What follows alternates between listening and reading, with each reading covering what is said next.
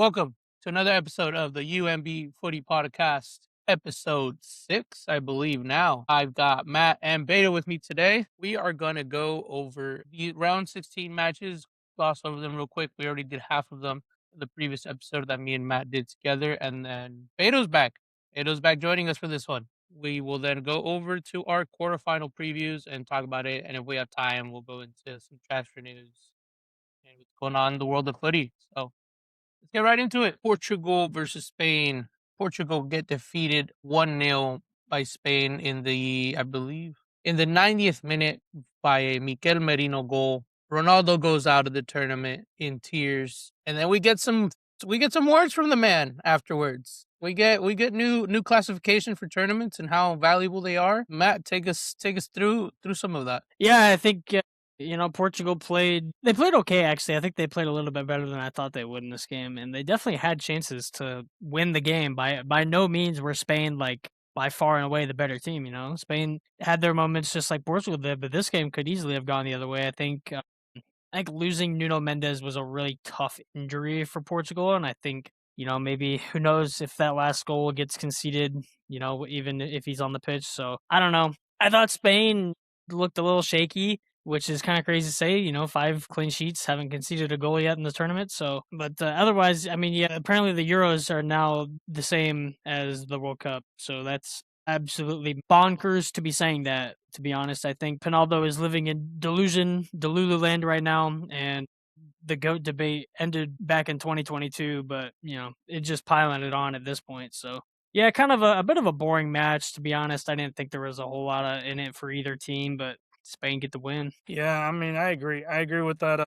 Pretty much almost everything you said. Just Spain, played to their strengths. They didn't do too hot. Lamine Yamal was locked up most of the match, but the thing is, like him being locked up most of the match, that not only was bad for him, but it was good for the whole team as a whole, because now that whole space is like everybody's drifting more to that side to defend, and they leave the other side open. And unfortunately, Spain missed a couple of shots, and they couldn't get their finish early on. But I don't think Nuno Mendes actually in the game did much for them. I think Semedo also did a pretty good job back there, and I think the game would have ended just the same with Mendes in, because the goal, it came from the middle of the field, and they split to the 2 center backs and had a nice shot on goal by Mikel Merino. So I think Spain should be fine the next game.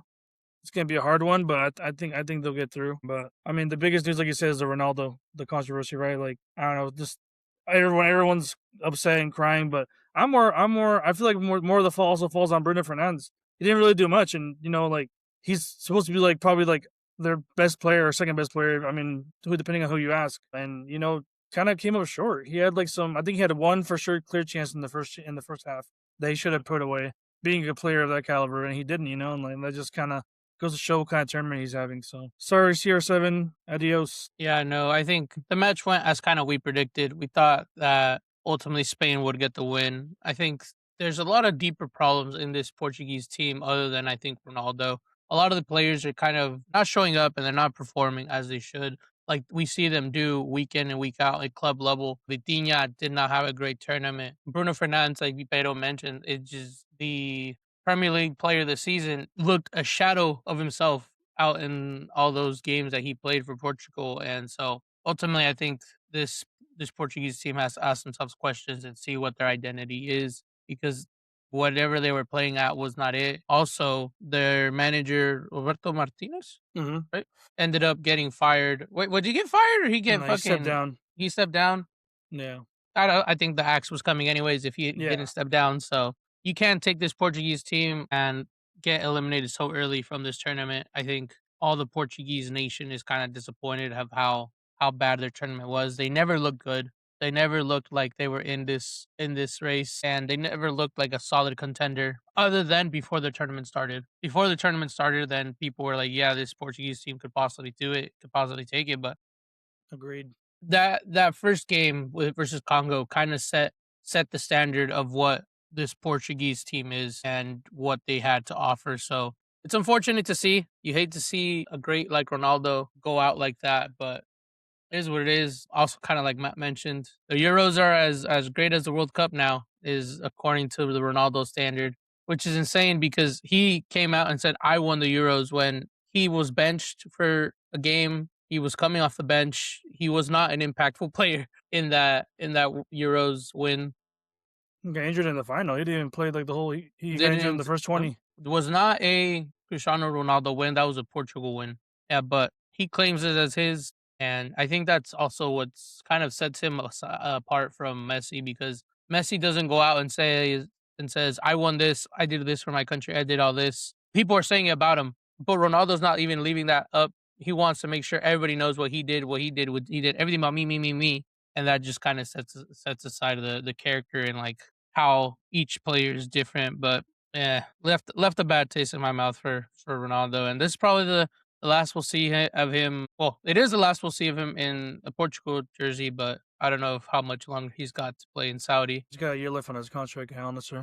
Till 2027, he's contracted. Well, then we'll see. We'll see him next After season. that, we'll see what he does. See Cristiano Ronaldo Jr. coming through. Yeah, CR7 Junior. No pressure. Up next, we got U.S. versus Belgium. The Belgium team goes out and puts an absolute beating on the U.S., unfortunately, winning 4-1, resting some of their key stars like Jeremy Doku and Kevin De Bruyne doing it. I wanna say that this U.S. team going into it, I had no faith in. I didn't think they were gonna do great, but after the first game, they kind of like, all right, I was wrong.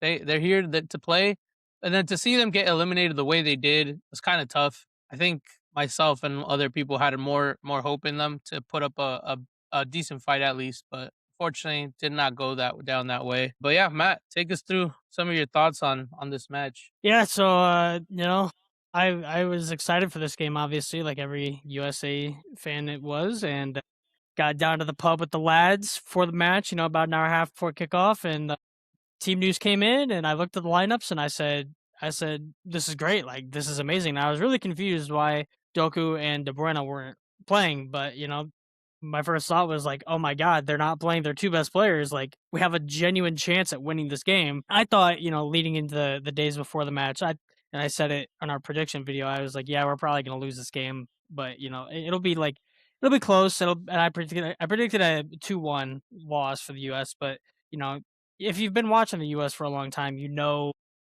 when a bad result is coming. Like when they're about to lose a game, basically.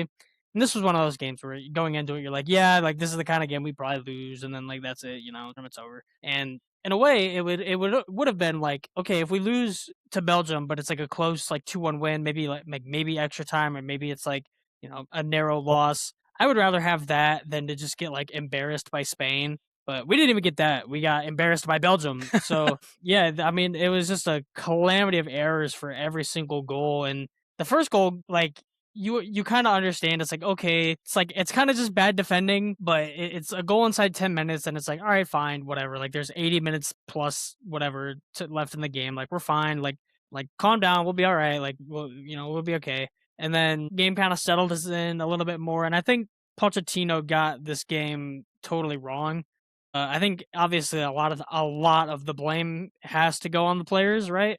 But I think Pochettino was not expecting Belgium to be as like front forward as they were. Like I didn't really think he expected them to go for it as much as they did. And right from the jump, basically, Belgium were trying to control possession, and I don't think Pochettino was ready for that. I don't think the players are ready for a scenario where if that happens, how do we react and how do we set up defensively? So I think that ended up being the biggest downfall and why we conceded the first couple goals. But game kind of settles in a little bit, and then Malik Tillman, scores another banger free kick, and we're basically handed a lifeline right there. It's like, okay, wow, we do not deserve to have a goal yet in this match. We should be losing by more than one, but instead it's 1-1, and we're getting a little bit closer to halftime. So it's like, you know what, like this is fine. Like if we can get to halftime, scamming out a 1-1 draw, anything can happen in the second half. And then not even like 60 seconds later, Belgium score the exact same goal that they did the first one. And it's pretty much the exact same thing. It's just people totally losing their man in the box. And then I would have liked to see Matt Freese come for both of those crosses into the box, but instead he doesn't come for either of them. And then they're just tap-ins for De Ketelaere. But Tim Ream also got dunked on for the second goal. And it's so disappointing because Tim Ream had what I thought was a good tournament up to this point. Like, honestly, I thought he was playing pretty well. He was pretty solid at the back, hadn't made a lot of terrible mistakes. But it was really only a matter of time before the 35-year-old just couldn't hack it anymore. And I mean, yeah, it couldn't have happened in a worse way for him. So going to halftime down 2-1, and it's like, all right, fine, like 2-1, 45 minutes left to go. We're like, well, you know, Pochettino gives the lads a speech, fires them up a little bit. Maybe we can try to control play a little bit more in the second half. We'll come out, hopefully put in a better performance. And it didn't happen. It just fell totally flat. And then the third goal, like, don't really even want to talk about it. It's just one of like the worst things I've ever seen, period, in my life, period. Like, not football, like, not just anything, not sport, like, period, worst thing I've ever seen in my life. It's up there. And I'm a Chicago Bears fan, so I've seen a lot of terrible shit in my life, right? but that Matt Freeze, like, not even like a miss kick, just like stutter that's up there with the double doink. Like, that's there. It's in that same category for me. Because that's just like, how does that happen? I don't understand how you're a professional footballer and Just gotta boot it out, bro. Just gotta let it go. And it's one thing if he like stubs his toe on the grass and just like miskicks it or whatever, but he just like stops mid kick. He's about to put his foot through it and then he just stops. And it's like the fact that he doesn't know that who I think it was De Ketelaere was behind him. I think so. It's like, dude, how did you get this far? Not just in life, but like in football, bro. How did you get this far? So, that was one of the worst things I've ever seen. And then Lukaku just seals the deal at the end with a garbage time goal. And then rightly is giving it the big end to the fans. So, yeah, I mean, we deserve fully to lose that match. We looked completely flat and totally lifeless for the entire 90 minutes. And then once, they subbed on Triple G's kid and that was wraps. Just call it, call it game right there. So, yeah, totally deserved to lose, but I didn't think it'd be to lose as bad. So. Another disappointing exit to a World Cup for the U.S. team. Beato? Yeah, I mean, Matt hit pretty much everything everything that went wrong. He hit it right on the spot. So I won't say too much, but I mean, they had everyone fooled, man. They fooled us all. I think we let ourselves get fooled because of the quality of teams they played. Paraguay, Turkey, Bosnia. Like, I mean, we should have seen this coming. This was their first big like European team they were gonna play, like powerhouse they were gonna play. Because I mean, I said in a different day, I said that Belgium, this is their worst team ever, but still it's still a European heavyweight. Like they're still like up there, and I mean they showed it off. They showed that they could still do it. So unfortunate for the U.S. I mean, the only bright spot was Tillman, but let's be honest here. I mean, he got both of the free kick goals he scored were just mistakes from the goalie, so they weren't even anything special. I wouldn't even call them bangers, to be honest. I'm sorry. But that was the only bright spot. And so if your bright spot was a freaking lucky free kick that got deflected, what does that say for the rest of the team? Like poor performance from the center backs, poor performance from the goalie, outside backs, they couldn't do their job. I think the outside backs played decently, but they got to do better to stop those crosses because, I mean, that's on them at that point. So I don't know. The U.S. had everyone fooled. Belgium, like you said, you looked at the lineup and you thought maybe like they were resting their players, but the last game they the same Doku and De Bruyne are on the bench, and De Bruyne didn't even play his game at all. So like, I think Rudy Garcia just like sees that stars aren't everything. It's like who's performing in the moment, who's hot that's gonna start. So that's kind of why I think they went up with a lineup. So do De Bruyne and Doku start next game? Maybe. I don't know. I mean, it's gonna be a risky bet. So we'll see. I think they have to start. No. You have to start with Spain. I don't know. I mean, you think that, but at least Doku, no. It's but in a round of 16 match, winner go home, and you have them both on the bench, and you think they're going to come magically on like in the 7th minute and score? Like that's not how it works. I think he had a plan going into this. Like he had. I agree that he had a plan going in, but I think his plan was like it's the U.S. I don't need to bring on. Yeah, but I feel like if you look at the U.S. performances, you don't take him lightly here. Like there's no. Yeah, but I think by no means you should take him lightly. I think he knew exactly what the U.S.'s flaws were going into this game. I think he knew exactly how to beat them. And to be honest, this might sound crazy, but a player profile like Doku or De Bruyne, he probably knew wasn't the best for this match. He probably knew that having Raskin in there or Onana in there, who, by the way, when Onana got hurt, Hans Van Aken came in there and was probably the best player on the pitch. So it's like, I think the way he set up his team perfectly countered everything that the U.S. had built their entire tournament on so far. And Pochettino wasn't really he didn't need to adapt at all in the prior 4 games because nothing was going wrong. The Turkey game doesn't count because it was all the MLS players. So, but I think more credit needs to be given to Belgium because I don't think this was just a terrible USA performance. I think this was more like a great Belgian performance than it was terrible USA performance. So I Well, think I more mean, credit needs to be given. if you to look at Belgium. it, 3 of those goals could have been avoided. So like, if Oh, you they think all- about yeah, it, that if you think makes- about it, this is the U.S.'s fault, like not Belgium playing good. yeah, but the at first the same goal, time, Tim Belgium Ream- forced those mistakes. Yeah, they like, forced a mistake. The pressure they were applying was just the U.S. had no answer to it. They had no answer. They just were trying to absorb it all and hit them on the counter, but it was. I working. see you there, but this is just a poor U.S. performance. Like the U.S. is the only one to blame here. I Like disagree. Belgium should not look good at all. I mean, I think they both made them things look are good. true at the same time. Both things are true at the same The time. U.S. The U.S. made played Belgium look good. shit.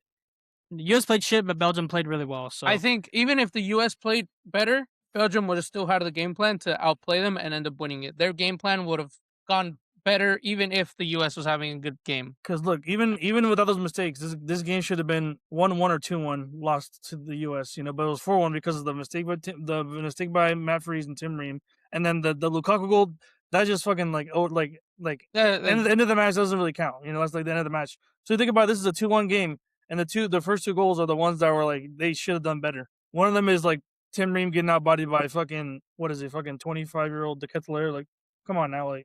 Isn't Tim Ream supposed to have experience and power? Like, isn't that what he brings to this lineup? But like, I've been saying this from the beginning. Like, Tim Ream should not be starting. Like, I'm sorry that definitely should be out of the lineup. Who are you bringing on instead of him? The problem is the depth in that position is non-existent. I'm trusting one of the young guns from fucking the MLS. Then fuck it at this point. Like, I want to go with like youth and experience.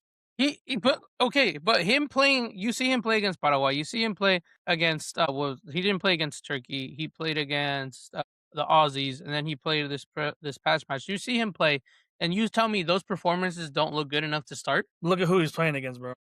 Okay, but no, you have to, but you have to go based off what you have in front of him. You can't put anybody else in front of, like, that's who he had in front of him. I think I would have rather had performances. I would have rather had Austin Trusty in there because he played pretty well for Celtic majority of the season, and he played a decent amount of matches. Same with Mark McKenzie. He played a little bit worse for Toulouse, but he still played probably more. And I think this is probably a conversation for a totally different video. But like, at what point do we just get rid of the MLS guys, dude? Like, just get rid of them, man. Like, how many tournaments are we going to let us down before something finally changes? And then I don't want to hear shit about Christian Pulisic anymore, bro. If this guy doesn't want to play for the U.S., bro, get him out of here. He stubbed his toe and he came off crying, bro. Fucking weak-ass little pansy. Get him on my team, bro. Get him out of the country. Like, so it's ridiculous. We got a bunch of soft motherfuckers playing for the team, and the fact that Haji Wright was given a total of 2 whopping minutes in this entire tournament is a disgrace. So, you need goals, you need a spark, and you need creation, and you're bringing on Sebastian Berhalter. So, yeah, I think Poach probably leaves at the end of this. I think he probably leaves within the next few days. He's already wasn't he already negotiating Wall with the USMNT job? He was negotiating with AC Milan, and that's probably where he'll go. But I think he'll probably step down in the next week or 2, if that, and then US is going to be screwed for manager because Jesse Marsh doesn't want anything to do with us. So good luck bringing in a manager who does a better job. Triple G, come back. If they hire Triple G, I will not watch. I won't watch. I won't watch USMNT for however long it takes for them to get rid of him. Next, we got Argentina versus Egypt. The game was looking very, very scary for Argentina there for a minute. I think it was all the way to the 75th minute where we got 79th minute where we got the Christian Romero header that ended up changing all momentum and changing the tide of the way that this match would end. Argentina go through, winning 3-2 versus Egypt in a controversial match for some. Beato, what you got? Yeah, no, I mean, this game was, it was crazy from the start. I mean, just Egypt was playing really good from the beginning, and just Argentina they could not figure out how to unlock or how to get a creative spark going. I think they were caught on the counterattack multiple times. I mean, they had like 2 goals ruled out because of fouls on the break. So very unlucky for Egypt. I mean, there's a lot of people talking and saying that the referees helped Messi and stuff, but at the same time, like, at what point do you hold a team accountable for letting 3 goals go in 20 minutes? Like, the thing is, like, you can't hold them too accountable because the Argentina has like arguably the best player of all time. Like, if there's anybody that's gonna make a comeback on their own, it's gonna be Lionel Messi.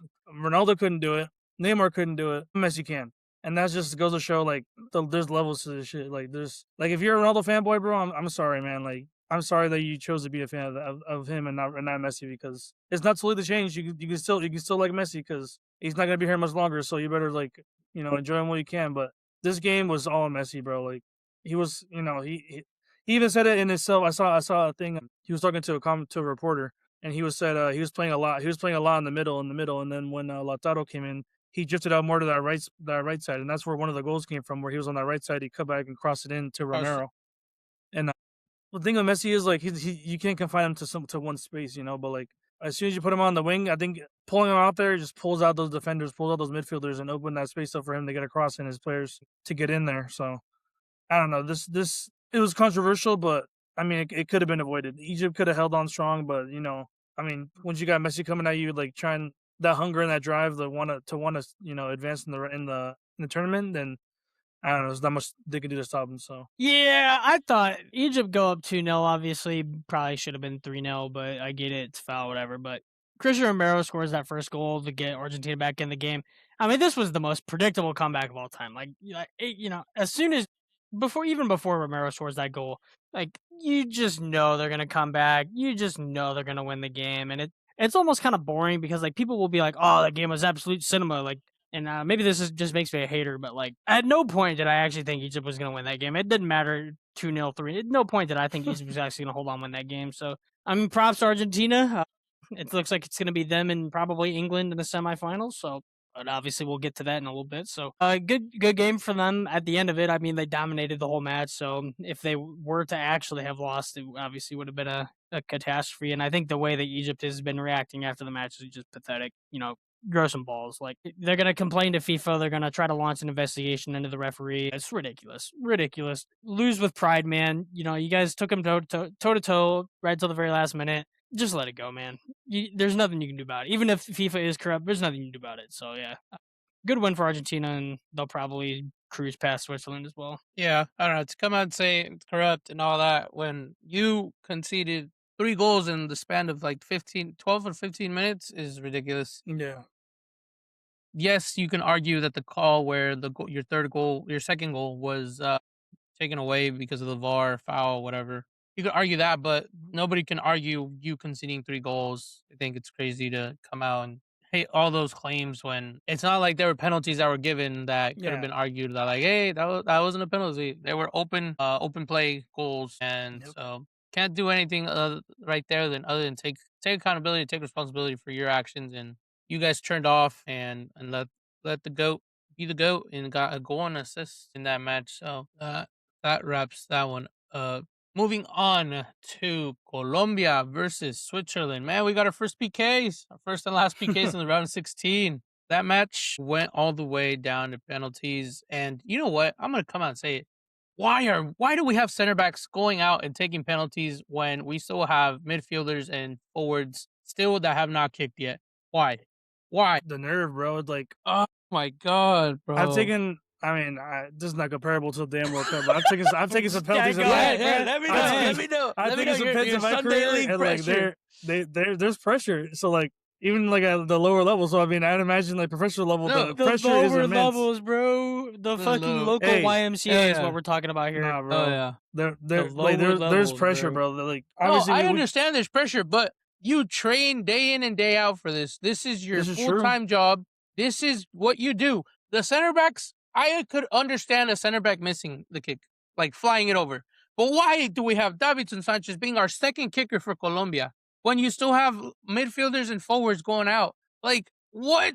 That's crazy to me. It's the pressure, bro. It's literally that's the weight of a nation on your shoulders. You know, there's millions of people watching home. If you can't handle the weight of your nation on your shoulders, you shouldn't be there.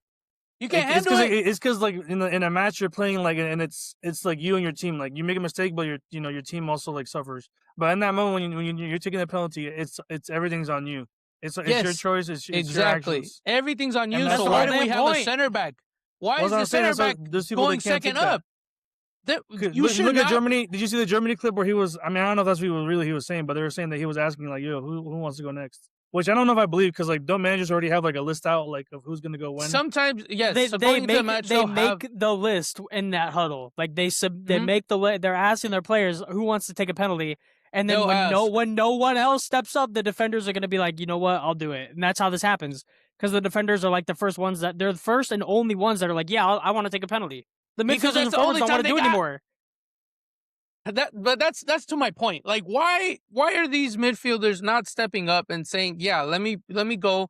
Obviously, you're not gonna have Luis Diaz be your second one. He's always gonna be your fourth or your fifth one to finish it off, because that's when the pressure is the biggest. But to have Davinson Sanchez be your second kicker, Akanji be your third kicker, I think is crazy. Yes, I understand there's pressure. I have also been there, Beto. I've been there. What? Exactly. Local Sunday league, there's pressure, but you go into this match knowing that the pressure's on you. That's the whole point. This is your job. You were out of, I think it's a squad of 25 players. Out of all the Colombian players that were able to go, 25 of you were lucky enough to be selected to go through. Pressure's on right then and there. Yes, I understand going through the match that the pressure is shared. And once it's time for you to step up, there has to be another outfield player other than a center back saying, give me the pressure, give me the ball, let me go do this, before you put Davinson Sanchez out there to go kick second for you. Like, that's the crazy part I'm trying to argue with you. I'm not saying that there's no pressure. I'm not saying that they should have done it. It's not. There should have been. I think pressure is the main factor, but there's also other factors you gotta take into consideration. Like, are players comfortable taking PKs? Are they? That's a thing. That's a skill. Taking PKs I understand. You gotta be good at it. You can't I've been there with you on Sunday League, buddy. I know it's a skill. I'm saying like I'm talking about in general. Now I'm not talking from my experience. I'm talking about PKs not anyone takes it. In a like normal league, like okay. Your team gets a PK, your best player's taking, like Messi's taking it. But in a World Cup, like some people only take like one penalty in their whole career. Okay. They don't but you don't think going into this they said, hey, we might go to penalties. We're practicing penalty kicks going into it? Bro, it's different in the training ground, bro. I understand. In a stadium where everyone's roaring, screaming name, the other team's fucking heckling you, okay, so you're saying bro. You're saying there's nothing wrong with Davinson Sanchez being your number 2 kicker? No, because I played as defender and I take a penalty, and they do all the defender take penalties all the time. You're the first. And how often do we see a defender miss a penalty kick? Pretty often. Look at this World Cup. Look at just this World Cup. Jonathan Tah flew his fucking penalty. Fucking Davinson Sanchez, horrific. Akanji, that bitch is still flying. Like, okay, and we're not talking about the forwards that missed too in that Germany game. Kai Havertz. Still, that's an outfield player. If he misses a well, but like it's more. I wish I did my homework in this and I look back as how often a defender misses a penalty compared to an outfield midfielder or forward. I think they miss a lot more often than anybody else, because there's a reason they're a defender. There's a reason you're out at center back, buddy. I mean, that's the point that commentators make. Like, defenders, like, I mean, they're like, why are defenders taking it? They're playing defense, but some defenders are really skilled at that. Maybe like we don't know for sure. Maybe Davinson Sanchez is good at penalties. Harry Maguire's a fantastic penalty taker. Exactly, like that's what I'm saying. Like those center backs might have just been Jonathan. In Jonathan Tah's case, he had no choice. He was like sixth in line, seventh in line, sixth. Yes, I'm not arguing that one. Manu Akanji and Davinson Sanchez, maybe they didn't have anybody else. I mean, they subbed out Brian Bolo, they subbed out Ndoye, like who else are gonna have? Yeah, but you're subbing in also professional outfielders. They're not. Remo Freuler is right there. Remo Freuler is right there. Like, I don't know, man. I think that's just so is Zeki Amdouni, by the way. Zeki Amdouni did take, or he did. He did take the second penalty. Disregard me. Yeah, but in for like the Colombia, you shouldn't hold them accountable. I feel like they can step up and they can get the job done as good as any forward. I think there's a much larger conversation here that people are scared to talk about, and not to get too deep into the weeds here, but like I think a lot of players are scared to take penalties because of what happens if they miss. And I think that this affects a larger group of players than it does a different group of players. If kind of pick up what I'm getting at here. I mean, I guess we look back at the Euro. I think this is a real legitimate thing that is starting to genuinely impact the game. I think players are scared to take penalties because they are terrified of what happens if they miss. I mean, exactly. I'm saying the pressure. That's what I'm saying. That's the main factor, because the pressure of like being ridiculed online, being like harassed. Maybe people come to your house and like throwing shit. Like, it's gone way past just a pressure of like, oh, my team might lose the game, might miss my penalty. It's like, holy shit, I might fucking die if I miss this penalty. Like, I'm gonna have death threats. My family's gonna get targeted. Like, I'm gonna get the worst, nastiest shit said online about me if I miss this penalty. It's no longer just like, oh, I might let my country down. It's like extreme racism, extreme violence are taken towards these people. All right, before we continue rambling on, very good points, very good topics, but we got to keep this podcast going or else we'll be here all day. Next match is our Quarterfinals. quarterfinals. We got France versus Morocco, which starts off the quarterfinals. Man, I think it's going to be one of the best matches we have in the quarterfinals. I think this Morocco team will give the good fight to France, but ultimately, I don't think Morocco has enough to defeat this France side, man. These French players are coming out, they're balling out, game in and game out. Struggled against Paraguay, obviously, but Paraguay had a game plan and they were going to stick to it. This Morocco team is not going to come out and sit in a low block and have all 10 players defend the ball. They're going to go out and try to play this match, but I don't know. Matt, take us through it. Yeah, I think I'm a little less excited for this game than most people are. I think this game isn't really a contest, in my opinion. Morocco will probably be without Saibari, which is like it's a miss. I don't know if it's like a huge miss, but it's a miss like that he won't be there. But at the same time, honestly, good riddance to Morocco, dude. Like, get these guys out of the tournament, man. I don't like watching Morocco. I think every game they play is boring. It's terrible. It's not fun to watch Morocco, in my opinion. I saw an image earlier on Twitter. It's like a meme. It's like this guy with like a Morocco flag over his head, and he's like holding an AFCON trophy, and he's like smiling. And then there's like 10 people behind him that are it's like all like other African countries that are like angry and pissed off at him, but he has no idea that they're there. So it's like I'm kind of in that boat of like the people behind Morocco that are mad at him. I'm tired of these guys already, man. Like I'm tired of them, and I love seeing African football do well. I really do. But like anyone other than Morocco, please. Like it's Egypt, like kind of the same thing too. I would just much rather see like a Ghana do well, or like or DR Congo, like more of an underdog story. I think Morocco are still like somehow being credited with like, oh, these guys are underdogs. They like come out of nowhere. They play really well, and it's like, what are we doing here? What are we talking about? What are we doing here? Morocco will have their chances in this game. They'll probably score a goal, but I think and they probably will score the first goal if I had to guess. I'd probably bet on them scoring first. And then I think France is gonna like not ease into the game, but I think France will crank it up at some point to a point where Morocco just can't deal with it anymore. And I think Morocco's gonna be tired this game. They played a really physical, grueling match against Canada. And that was right after 120 minutes against Netherlands. So I think Morocco is going to be dead tired for this game. I think France, even if some of the starters are starting to get a little tired by this point in the tournament, just look at who they got on the bench. Like it doesn't matter. You can swap anyone in and out of that team, and it won't make any difference at all. So I think France roll them in this game. I think, like I said, Morocco probably score first, and I think France end up just cranking them for probably 4 after that. So I'll go 4-1, 4-1 France in this game. I don't think it will be as exciting as people think. I mean, yeah, I can agree with most of your points, but I mean, this is they made it here for a reason. This is quarterfinal footy they're about to play, and like I think they're gonna bring the best of them. I mean, they're gonna be down Sabari. He's kind of on a race to get fit. He probably won't play his game if they make it to the next one. Who knows? We'll see. But this is gonna be obviously their toughest battle, the whole tournament, and like this very well could be their last time playing in this tournament, but. I wouldn't write them out. I wouldn't write them out just yet. I feel like they still have something to offer. I feel like they still, you're talking about, the AFCON and like you hate that they're here, but like I mean, we can at least be glad that a team from like the Africa made it this far.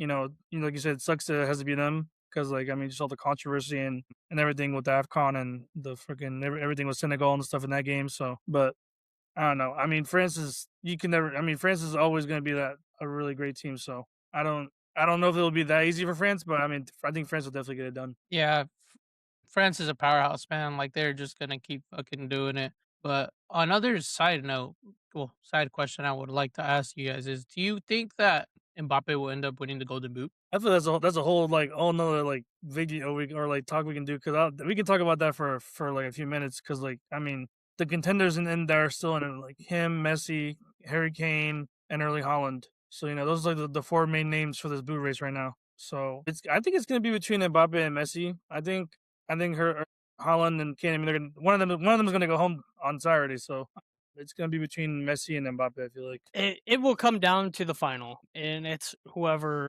France ends up playing, whether it's Norway, England, or Argentina. Probably will be Argentina. So I think it'll be I think Mbappe and Messi will go both into the final, probably on the same goal tally, and then whoever just scores more in that tournament wins. But I think it's totally possible we end up with a tie, so I wouldn't Wow.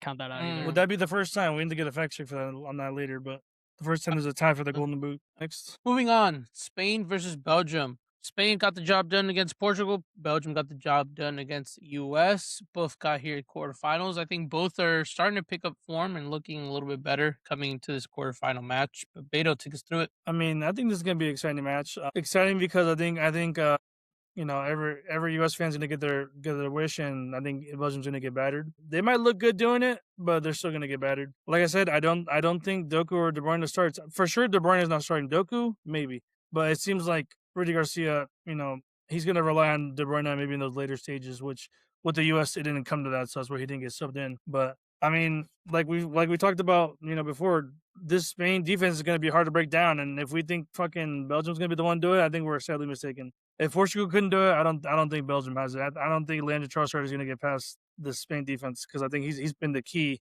to unlocking the defenses so far. He's been their key guy up top, providing assists, scoring goals. I don't think he can get past them. Spain is like just everyone in the defensive half of the field is playing amazing. Rodri, Cucurella, Laporte, Kovarsi, and Porro, they're all Unai Simon.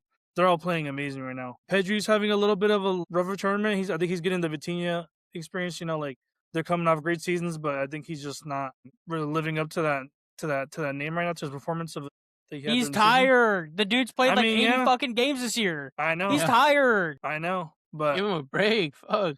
Hey, he's still here. He's still in the World Cup. He's still starting. So I mean, he's there for a reason. He's still more than capable of making a play or creating a goal. So I think he's going to be in there. But I mean, the Spanish offense, like, it's, I don't know. I'm not too impressed. I feel like, I mean, Lamine Yamal, I mean, like, against Portugal, he got locked up. Not much else we can say about that. But he still was one of the better players in the field. He was crossing it. He was taking shots. He was taking those 1v1s against no men's. And I don't know. I still think he's going to be the decisive player here. I don't know if Maxim de Kuiper can lock him up in the same way Nuno Mendes does, but Michele's been playing really good, so he's on that side of the field with him, so we'll see. But I don't know. I'm pretty sure Spain wins this probably like 3-0. Yeah, I think to use the term Belgium get battered here is a bit of a facetious thing to say. Also, when we're looking at Lamine Yamal, right? So he's like clearly not 100%. He's like obviously playing through something. But to your point of Maxim de Kuiper can't lock him up, why not? He got locked up by fucking hold on, who is this? Juan Sanabria from Uruguay got locked up by a terrible Konrad Leimer against Austria. The guy's getting locked up by whoever he plays against. So I feel like I see no reason to believe Belgium won't lock him up. But the thing is, he's getting locked up is because like they're dragging like 2 or 3 players also, like whoever's in every one of those matches, at least from the ones I saw, whoever's playing left wing had to track back and also mark him. Whoever's playing left center mid or left defensive mid in that pivot, they also have to mark him. And then the left center back's also, like, you know, has an eye on him. Like, there's been, I think, more than like two or three images this tournament where there's 4 players around him and he's trying to dribble through all of them. So like, I mean, yes, he's getting locked up, but it's not to one person. The one time he was not locked up in this tournament was against Saudi Arabia, where he was going against Moteb Al-Harbi from Al Hilal. So you go ahead and let me know what it takes for Lamine Yamal to really find his level. But Maxim de Kuiper will have no problems locking up Lamine Yamal in this game. And, you know, I would love to be proved wrong, because Lamine Yamal is a fun player to watch. Like, he's exciting. He's, you know, creative, full of energy and everything. But the dude realistically should not be playing. And Spain, when Spain has to play a team that can play to a competitive level, like Uruguay did, like Portugal did, like Cape Verde did, they scrape by. Like, they scrape by. I mean, they're controlling possession, obviously. Like, they control the majority of the match. But any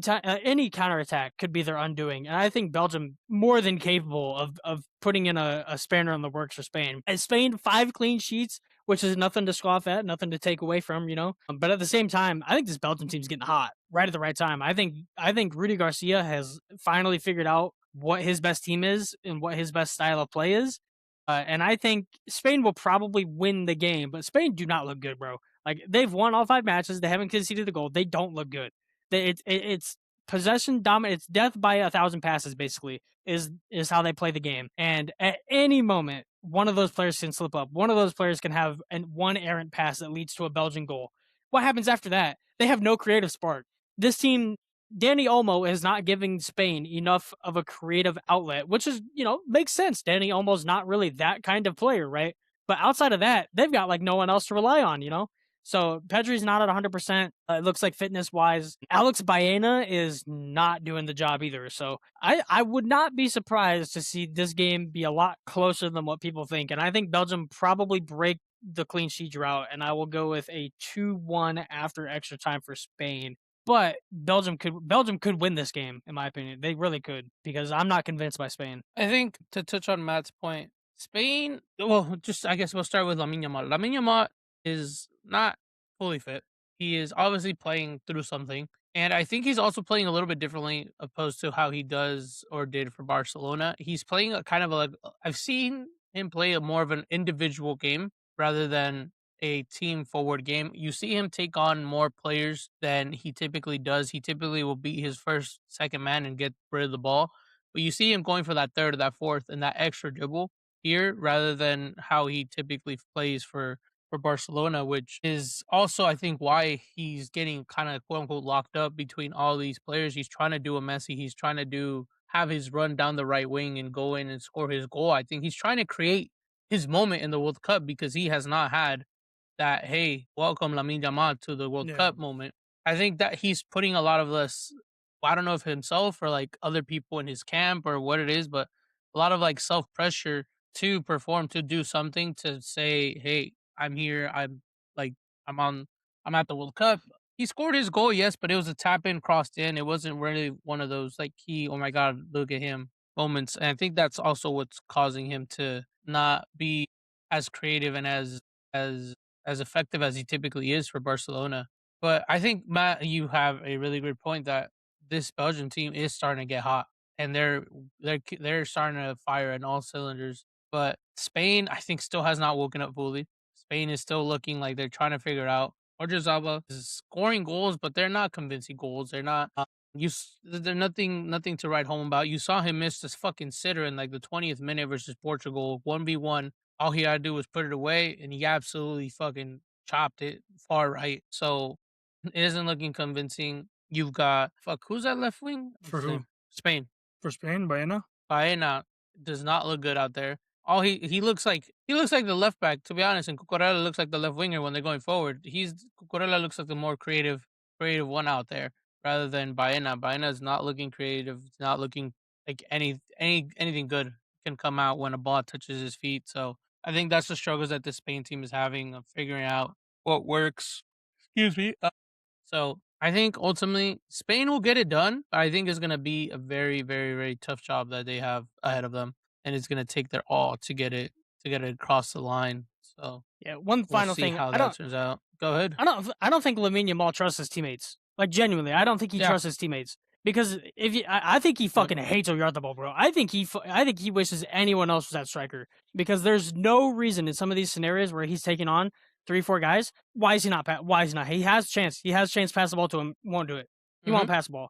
Same thing when Baena's kind of coming into the middle. Like whenever Yamal drives on the wing, Baena will come into the middle. He won't pass to him, and I think he knows that Rodri's not going to play high enough to pass to him either. I think Dani Olmo is like the only one he trusts in that attacking line with him. And then Pedri also same thing, isn't really getting forward enough to maybe he'll lay a drop off to him once a game, and then it probably won't amount to anything. But yeah, I think Yamal thinks in his own mind that he has to do it all himself because he thinks his teammates are shit. I think you're exactly right on that because like you were saying at Barcelona, he's used to having a Lewandowski, Dani Olmo, or Fermin Lopez making those runs into the box, and there's people he can trust, people that he knows can bury or swapping across the wing. He has Rafinha, who's been hot the last 2 seasons, and I think going to the Spain team and that's been the issue is they can't score goals. Like they're having problems scoring goals. They can play defense all day long, and like you said, they can play death by 1,000 passes. Like that's their, unfortunately for them, that's their system because they don't have a natural like goal hungry number 9 up top. And I feel like that could be the death of them if either here or against France when they make it there, because they're gonna play one of the better defenses. They're gonna play against. If they beat Belgium, they're probably going to play against France, and that's going to be one of the hardest defenses to unlock because I think France's defense is the only one that rivals Spain's defense right now. So I mean, I agree with you on that. Lamine Yamal is probably trying to be like that Messi role that creates something from nothing. And I mean, it sucks that he has to play like that, but I mean, that's what we expect right now, I guess. I mean, and it sucks that he's not fit. But at the same time, the man is 18. He's about to turn 19. You know, you can't hold him to that high of a standard just yet, man. Oh no, give me a fucking break, dude. He's getting this his is feet the wet. worst argument from any getting Barcelona his fan will feet give you, wet, bro. bro. I agree. I disagree with you there, Beto. No, this is bro. the worst, most. He is 18, bro. This Yes, is he's ridiculous. You're telling me if he underperforms and plays bad, you're gonna call him out for it? You're gonna hold that for against him for the rest of his life? Absolutely. Yes. An 18-year-old. He's the fucking star boy. He's been the star boy for the last 3 years. What were you doing at 18 years old? It's not about me. What it's were you about doing the at fact 18 that years this old? guy carried Spain in the last Euros, by the way. This guy carried them on his back. Exactly. We know at 16, that he can, 17 years old. I know. And that's my point, is he set the standard for himself. And if he can't hack it anymore, maybe he peaked already. He's 18. Maybe he peaked already. We don't know. And the fact that he's you're also chopping saying it that up. he's 18 and he's coming off an injury. Like there's plenty of factors that go. But into I'm saying this is the most tiresome argument that anyone ever says about Yamal, and they will say that you guys will say this until the fact that he turns like 25, and you'll be like, oh, he's only 25 years old. You know, this shit goes on is gonna go on forever and ever. Oh, he's only 16 years old.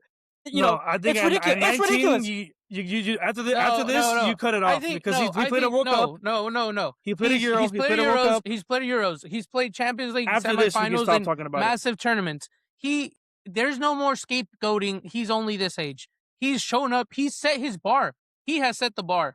Nobody set the bar on him. Nobody expected him to do. That's the problem. Do anything. That's the problem with the role Ronaldo, because like it's insanely different than it was. This is meat writing. It's just meat writing to the nth degree, bro. But you can't scapegoat him. You can't say, "Oh, well, he used this as an age." You look. I, as a Lamine Yamal lover, and I love the kid, but I will do it as yes, he is injured. I don't agree. I don't disagree that he's playing through something. I think everybody sees he's playing through something, but using his age as the reason why he was only 18, turning 19, as to why he didn't show up in the World Cup, it's completely different.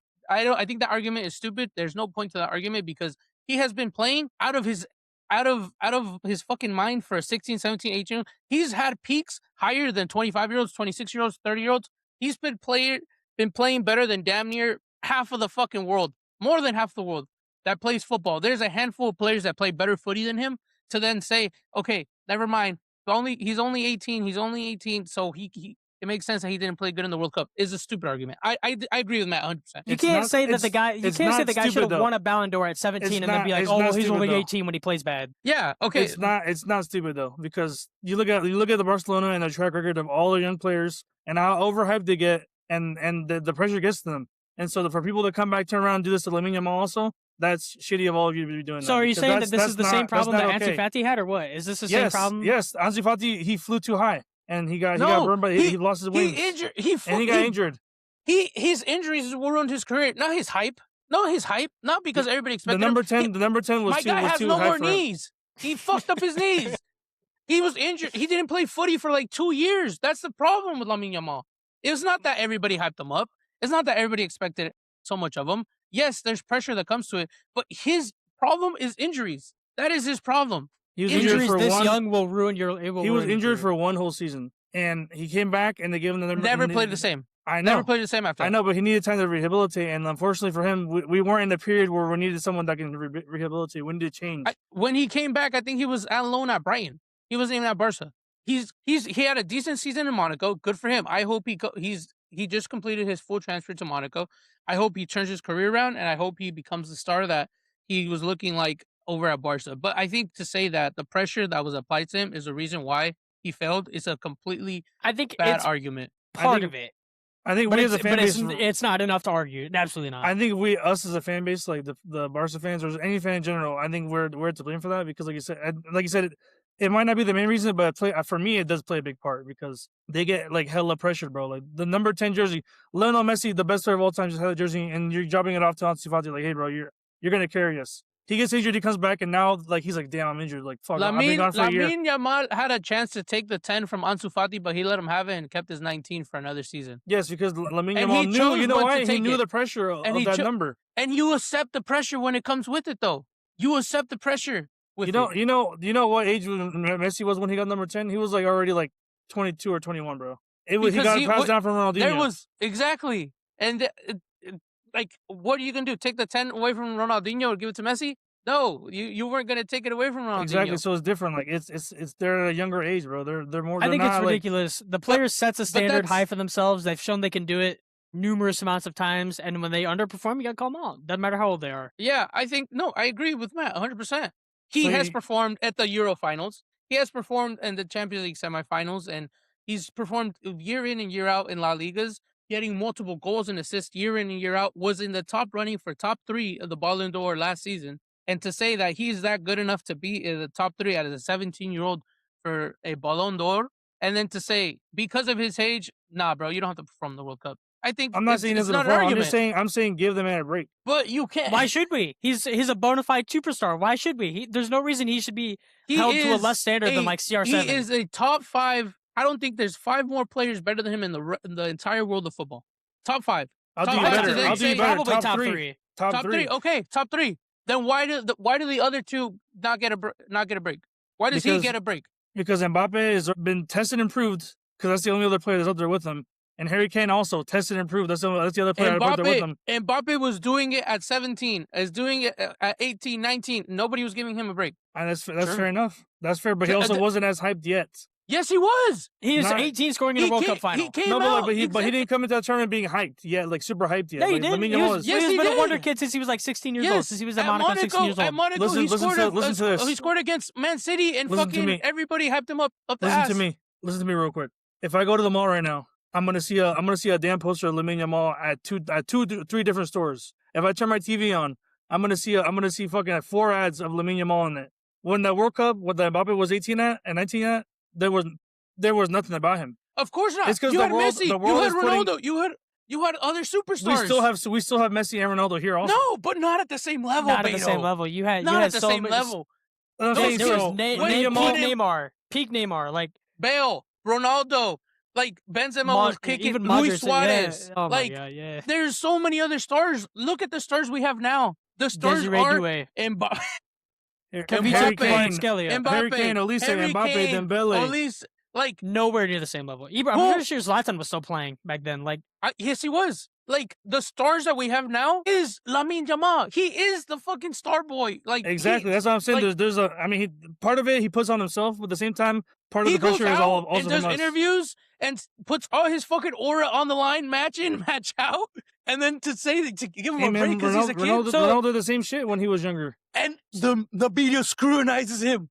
So to your point, Beato, I think Beato, you're actually arguing against yourself at this point because. But hear me out. Just hear me out. So when you say that you go to the mall and you just see 4 posters of him, you turn on the TV, you see 3 advertisements of him. He's got all that at 18 years old, which means he's already cemented himself as a superstar. Which means when he plays bad, you need to criticize him like a superstar. Where at the same time, if Mbappe wasn't at that same level at the time, if he played bad, who cares? He's at that point. That's when it's okay to be like, yeah, he's an 18-year-old kid. It's not normal for an 18-year-old kid to play this level. Exactly. That's what I'm trying to get across. He's 18. It's not normal for him to be here and doing this. But my point is, we should be able to scrutinize him like a superstar then, no matter what age he is. Because if he's playing get both sides of the all thing. I'm saying is perfect example right now, Gilberto Mora, young kid, coming into the World Cup. People thought he'd do something. Comes in, does decent. Fucks up against the last game. No one scrutinizes him. No scrutinized because he's not a superstar. He's not a bona fide superstar. He's still a young, talented kid. But you know what people are saying? He's a young, talented kid, not Lamine Yamal. Lamine Yamal comes into this tournament being fucking poster boy for Spain, poster boy for Barcelona. He is the savior for both quote unquote nation and club. And you cannot say, hey, but you get a break though because you're young. What if Gilberto Mora was Brazilian or Spanish or Argentine? That would have been different story. Okay. Endrick. Man, the Endrick train is long gone, bro. That hype train. He's 19 years old still, but he's not performing to levels that Lamine Yamal was. That's why the hype train died on him. Unfortunately, I would love to see Endrick do better and him to be hyped, but this tournament was supposed to be the Lamine Yamal versus Endrick tournament. But so theoretically, then, what if Lamine Yamal never gets back to this level, right? Let's say he continues this mediocre performance into the Liga season, right, and he never gets back to it. At what point does he become Endrick? How long do you give this bona fide superstar before all the hype just dies down? And you say he fell off, he peaked already. You can have 2 bad seasons. If you have that 3rd bad season, then at that point we're like, hey man, like he's not who we thought he was gonna be. It's true. How many seasons would you give him? You're gonna sit there and have him shit the bed for 5 seasons until you think he's bad? No. You're gonna wait till that 3rd season and be like, you got it's do or die, brother. If you don't perform, then you're not the guy we thought you were. But the thing is, like, that's the expectation we put on him. He can play however he wants. He's playing to his best. He's playing how he can with the team he has, and he's doing his best. But like the scrutiny comes from us putting expectations on him. But he can play however he wants to at the end of the day. You're right. Endrick played 1 season in La Liga. Endrick played 1 season in La Liga, by the way. So what was that? Why can't we just be like, oh yeah, he's only 19 years old? All I'm saying is don't put too pressure on the young lad, because if not, we're gonna get another Bojan Krkic. I think he deserves. We're gonna get a Bojan Krkic or Ansu Fati dilemma where players get too much pressure and they lose their hype. Ronaldo and Messi weren't pressured than there. That's all I'm saying. Well, the internet also didn't really exist. That's what I'm saying. That's what I was gonna say earlier. That nowadays we live in a world where you can be scrutinized, like in the second after you do something, like the next second someone will be scrutinizing you already. Yeah, well, and it's not. I mean, Yamal's fault that he's growing up in the hate watch era too. So it's like every tiny thing he does is gonna be scrutinized. Like I mean, Mbappe came up in the hate watch era. He was able to work through the pressure. And Holland, not to this extent, not to Lamine Yamal extent. Like that's what I'm saying. Like I'm telling you, there's a Nike, there's a fucking Adidas ad, there's a fucking McDonald's ad, there's an American Eagle ad, there's a fucking because he's a star, Beato. He's a star. It's because like so you have to hold him to a star standard. They're building him up to that. You're making the point for me. He's a superstar. You hold him to a superstar standard. But you can't have both sides of the conversation. Bro. It's impossible. I'm only on one side. I'm saying he's a kid, so like have no. You just said he's a superstar. He's in McDonald's ads. He's in. You can be a kid and be a superstar. You can, and that makes it so that if you're a superstar, you get superstar criticism, regardless of how old you are. Regardless of how old you are. If he goes 5 games in a row in the World Cup, we're gonna call him out. Be to be, bro. You could give him just know that I'm gonna be there. I defended him in his worst. I'm gonna defend him at his best. I'm not saying you guys can't do that. Is a 5-game stretch. If you guys can't do that when he wins the Ballon d'Or, I don't want to see you there. No, the conversation. No. Don't get it confused. I still think he's the fucking greatest player in the world. I'm not saying that he's not good anymore. I'm not saying he's washed. I'm saying that scrutinizing and judging his play is allowed, and he does not have he's only X amount of years old out. Like that's not available for him, because making excuses for him. He's just, you can make other excuses. I will use he's injured excuse. Honestly, I wouldn't go as far. I wouldn't go as far to say if they're letting him play. Barca is super strict. They would not have allowed him to play if he wasn't not injured. So do you think he's at 100%? No. Do you think he's 100%? I think he's above 95% healed. That makes it pathetic, bro. This makes this whole World Cup pathetic. Then you can't tell me that they rushed it. They put him on the last 20 minutes versus Cape Verde fully healthy, bro. Otherwise, he would have started the game if he was fine. Yeah. Like they were playing slow. If he was 95% healthy, the Barca had a strict return protocol. He was only allowed to play like a few minutes of the first game. If he's 95% healthy, why is he only getting 15 minutes? That's not. You don't get 15 minutes if you're 90%. Because that's Barca doesn't want him to have what happened to If you're above 90, but if you're above 90, you get 20 minutes. You get 30 minutes. You don't get 15 minutes. You're like at a 60 or 70 if you get 15 minutes on a pitch, bro. Like, you can't tell me that you're like damn near almost good to go, and it's because I'll only give you 15 minutes. For Barca, Lamine Yamal is a cash grab. If he gets injured in any way or form, if he gets injured for a year, jersey sales go down. Ticket sales go down. Unfortunately, that's how it is. That's how Barcelona's treating him. This is the World Cup. The World Cup triumphs anything Barcelona will ever do. Like, Barca the World Cup is I'm not sure to logistics, but Barca has more certain rights than the Spanish Federation does. You're so right. I agree with you. I think international play is crazy, and like obviously the players should be more loyal to their club than there is to their nation, because the club is what pays your bills. The nation isn't giving you money. You're going there all for ego and all heart. Like, this is now a national pride versus money debate, and I think national pride wins in a lot of cases for many of these players. Then why don't you go back to play in a small country, in your small town, and like earn the little bucks there? They're paying your bills. The club is paying your bills. That's a side round. We're not getting to that right now. My point being, I don't think he's at 90. I think he's closer to like a 70, bro. Because there's no way you're giving him 15 minutes against Cape Verde, even if you're taking it easy on him. to bring him back, right? And then he got only 45 minutes versus what was it? Saudi Arabia. Which fair, they're already 3-0 up. Like, you're not going to risk him anymore because he's not 100. He's not 90%. He was not supposed to play that Cape Verde match. He was not supposed to No. play at all in that game. And then how much minutes did he get this last match versus Portugal? Was he out there the entire match? He played the whole game, bro. He played the whole match. Played the last two games. Played the whole game. Or I guess he got subbed out against versus Austria. He did not play the whole match. He came out in 85th minute. Exactly. Yeah. So this is the first. So it's when they need him, they're gonna leave him in the game. But if they're already winning, they'll take him out. You can say that for any player. Almost. But he's still dealing with an injury. That's the argument that I'm saying. I don't think the age thing gets an argument. I'll give you the injured argument all day, every day. He's injured. He's not playing to his greatest standard. I'll give it to you that. And I agree with it. But yeah, right. Fair enough. We'll move on. Spain should win this match against fucking... Who are they playing? Belgium? They should win against Belgium, but we'll keep going. Next up, we have Norway versus England.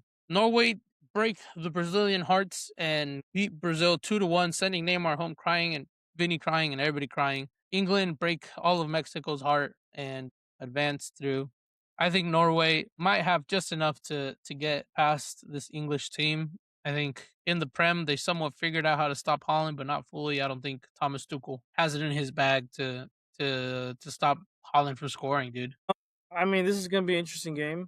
You know, Holland going into this with what, 7 goals? Harry Kane 6, I think is what was last. And I mean, it's going to be a battle between them. I mean, I don't see either Mark Gahey or Ezri Konsa stopping Holland. This is going to be very difficult. So I don't know. This could go. I feel like this game could go either way. England wasn't super convincingly, didn't convince me a lot against Mexico. They played good, but they didn't play that good, for them to be like this great England team, whatever. And I think Norway has a better chance than Mexico, maybe against just straight off based off having Holland alone. Like you have a striker up top that can score in any position, from any angle, can body anybody, can win headers over anyone, and you put that against this England defense who just played 120 minutes or not 100 or almost 100 minutes at the Azteca.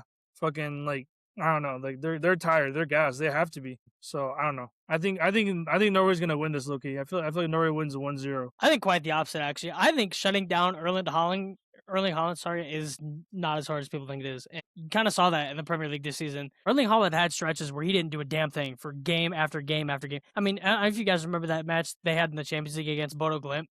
Bodo Glimt shut him down. It is not that hard to shut down Erling Haaland, I promise. And every game for Norway goes the exact same in this tournament. They'll go the first 30-ish minutes, and then the commentators will mention, oh, Erling Haaland has the fewest touches of any player on the pitch right now. And then he'll score a goal or two, and then they'll win the game. But I think England will actually be able to keep that up longer than anyone else. And I think Thomas Tuchel is having England play almost like a club team at this point. Thomas Tuchel is getting more out of this England team than Gareth Southgate ever did. And in my opinion, England are going to the World Cup final, dude. England have fully convinced me that they are beating Norway, they are beating Argentina, and they will get to the final where they probably lose against France, and then the British tears are going to be flowing, and it's going to be glorious and everything. But I think England will not only shut down Holland. I don't think Holland scores in this game. I think they shut down Holland. I think they win 2-0. Seriously, I think Elliot Anderson and Declan Rice are just running that midfield to an incredibly tight degree. I thought both of the goals that Mexico scored were, the first one was lucky, and then the second goal was a penalty. So in all reality, Mexico shouldn't have been in that game for as long as they were. And I think Thomas Tuchel is honestly masterclassing a lot of teams at this tournament. I think they were unlucky to not beat Ghana. I mean, Harry Kane was cursed by a witch doctor and missed a sitter, but that's not going to happen very often with Harry Kane. So I think Harry Kane will probably steal the show from Holland in this game. I think he'll probably score both of the goals. Jude Bellingham is playing probably the best player in the world right now, if we're being honest. Jude Bellingham is and all 10, 11 if you count Jordan Pickford, especially Jordan Pickford. All 11 players on that pitch for England are fucking dying for that badge. They are dying for their country, bro. And I don't know. I think England have way too much talent, more so than Norway. Even just all we talk about is Erling Haaland. What else? What else is going on with Norway, huh? Midfield average, defense average, wingers average.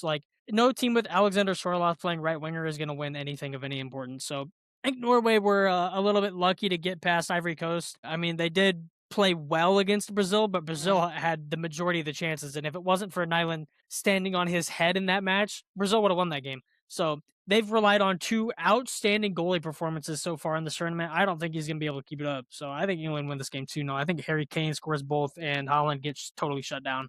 Holland scored 27 goals in the Prem, by the way. I know, and he's still, to his standards, that wasn't good. Here we go again. We're holding players to their standards. Here we go again.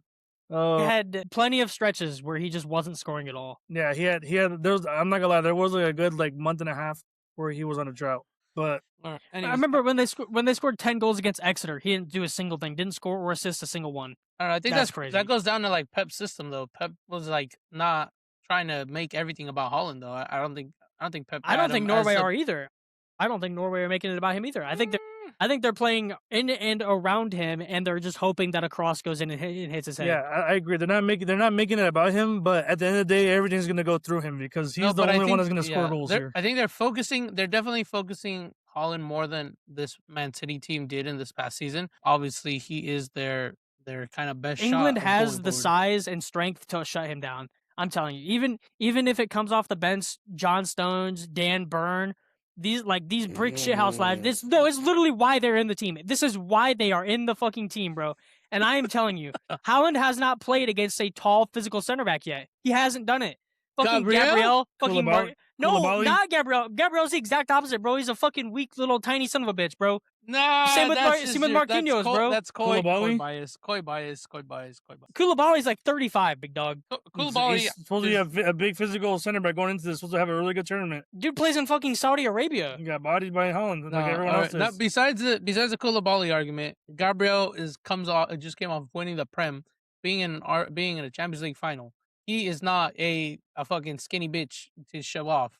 He is one of the best defenders in the Premier League. I mean, I think he was the best defender in the Premier League. Tell me you wouldn't put him in your Spurs starting 11. Obviously, everyone in the Spurs is fucking terrible. Exactly. But if I was Man City or Liverpool, I'm not taking him. You're fucking lying. You're high. You're fucking lying. No, you're not. No, I'm dead serious, bro. There's no team in the world that Gabriel doesn't get in. Absolutely. There's plenty of teams, bro. He doesn't get in Bayern. He doesn't get in PSG. He doesn't get in Barca. He doesn't get in Real Madrid. In Bayern? Nope. Doesn't get in Bayern. You're taking Upamecano over him? Upamecano? I am taking Upamecano. No, you're tripping. We lost the plot. This is I know you've been baiting me the last hour. I know for sure. This is a massive bias. Okay, but no. And in all seriousness, okay, everything on the mall shit, I stand by that. That's not rage bait. None of that's rage bait. Gotta be after what you just told me now. But no, so I don't think Gabriel. You guys don't watch the Prem like that, and then it's not disrespect. Like that's not shade. That's not. You guys, he gets refereed differently. Genuinely, this was like kind of a narrative that people talked about a little bit. He gets ref differently. Just Google up Gabriel ref differently. Watch a fucking YouTube video or like a little TikTok or something. Like I see he gets more like leniency or something, or like yes. He gets no red cards called against him. No fouls called against him. Like the guy is not good, bro. He gets genuinely refed differently. That's the master of the dark arts right there, bro. You gotta know what you're doing. And I think he gets a shitload of help from the motherfucker standing next to him. Saliba, and also Declan.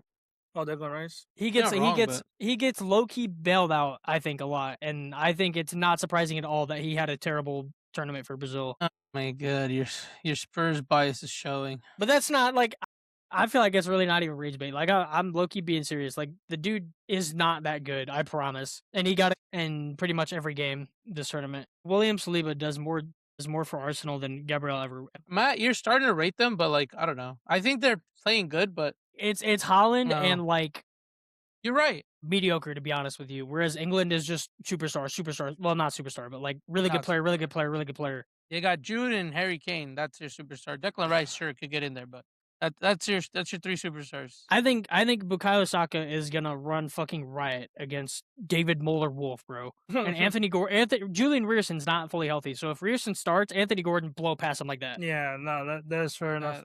I think they might go with Arsenal this year to start. Because after watching Anthony Gordon against Mexico, the Norway coach, what's his name, fucking Sabaki, whatever, he's got to see that and be like, yeah, I gotta pull someone else right back that's like can keep up with this fool. The one weak link that England have is Nico O'Reilly, which is the same side that Sorloth's gonna attack. So that is a fucking wash. Like they're both terrible. And then I don't know. Antonio Nusa versus probably Jed Spence, like, is a 50-50. Yeah. I mean, just has speed, and that's about it. That's about all you can say about him. Spence has plenty of defensive capabilities. Literally proved it against Mexico. All right. That's enough Spurs bias from you. It's not even biased, bro. This is dead serious. Like, Stop. Nobody's gonna Oh my remember God, bro. Spence in 5 years. He's gonna be That's playing not the point. fucking third division football in England. All right. That's not the point. The point is he's a reliable defender. He wasn't even the first choice. It took like fucking 4 people to get injured for him to be. Yeah, because be up there. Reece James is like the best right back in the world, if not fucking right below Mazraoui, or not Mazraoui. Sorry, Hakimi. Like Reece James, absolutely, bro. Yeah, so like, no wonder. Someone Bro give me a could fact play check. like Did Reece three- James come from the Spurs? Yeah, is this why he's saying this? Someone give me a fact check right now. Bro, this There's has no nothing way. to do with Spurs, bro. None of this has anything to do with Spurs, bro. All right, moving on. Argentina versus Switzerland is our next match we have. Argentina struggled against Egypt, but they got it done. Switzerland took all the way to penalties, and they showed up. They put theirs away. Argentina can bleed, and they have been bleeding. They have been bleeding a lot. I think they're walking up to this game holding a stab wound they have in their gut to get through each fucking match, and they're just getting stabbed more and more, bro. Literally. It's been the tough World Cup for them. They have been struggling. They do bleed, and they are bleeding.